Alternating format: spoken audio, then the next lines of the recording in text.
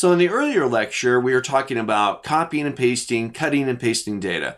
And in passing, I showed you how to insert a new worksheet.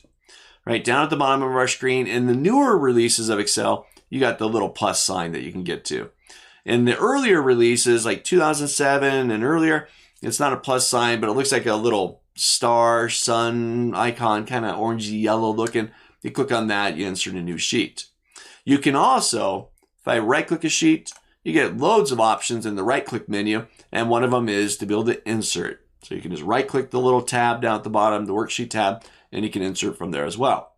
Now, there were a number of other options in there as well. One of them that I want to talk about here is renaming a worksheet.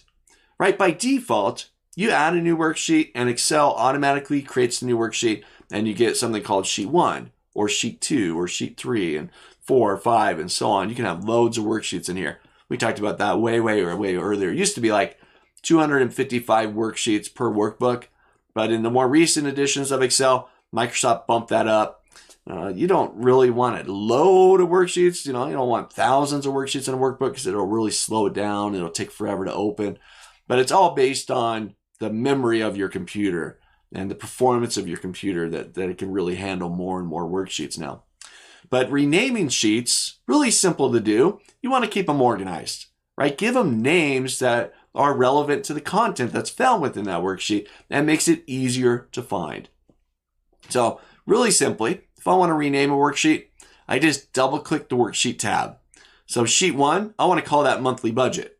So I'll double click monthly budget, hit my enter key, and I've now renamed that sheet.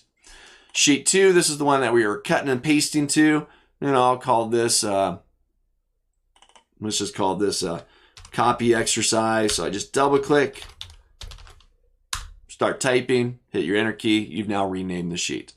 Again, I like shortcuts, so double clicking the tabs is quick and easy to do. You can also right click and you'll have an option in there for rename. I'm going to give you the same option. If I select rename, you just start typing, hit your enter key, you're done. But renaming your worksheets. It's something small, it's quick and easy to do, something that we commonly overlook, and really give some thought to it. This would be similar to creating folders on your computer, right? You got to name those folders something that's intuitive, something that gives descriptive information to our users without being too wordy in there, like I'm doing right now. Just rename your sheets. All right, let's jump into the next lecture.